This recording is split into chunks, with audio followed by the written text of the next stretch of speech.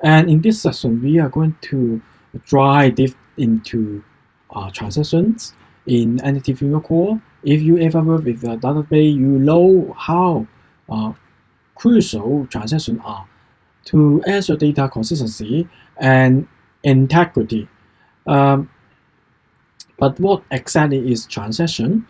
Um, in some simple terms, a transaction is a sequence of the one or more operations that are executed as a single unit of work. So either all the operation succeed or something fail. Uh, the whole transaction is rolled back to ensure data consistency. So let's break it down further using Entity Framework Core. So imagine something zero. Imagine that you are working on an application that manage employees, managers, and projects. So we have five entities. For example, we including employee, project, manager, uh, project manager. So now say you need to perform two operations. Okay. For example, update the employee detail and then update the manager detail for the employee. So since we want to both operations to succeed or fail together, we will wrap them into a single transaction. Okay. So step into implement transaction is to handle the transaction in the Entity Framework Core. We use the DB Connect dot database. So API. So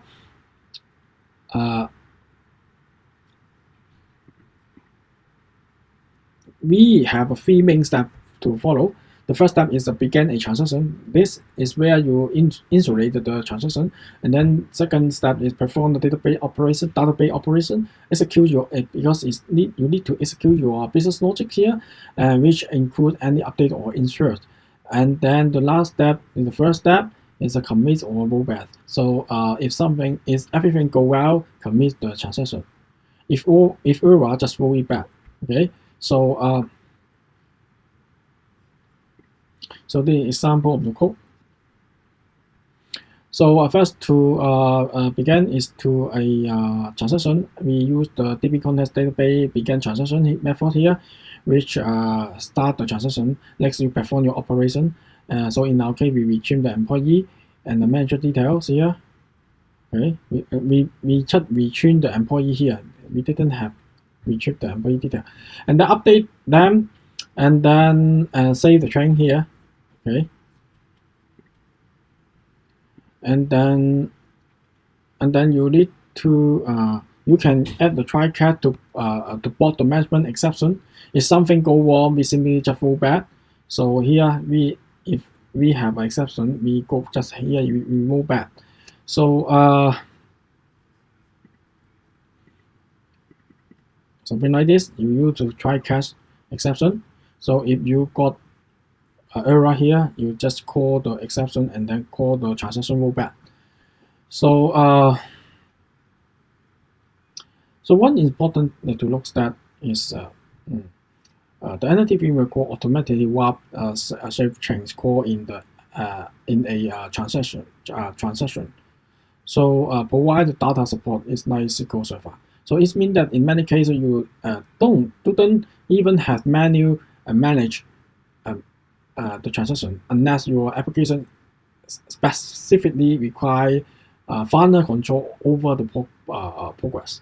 So always remember, manually handle transaction is only necessary when you need more control over the transaction lifecycle. Okay, so let you see some code.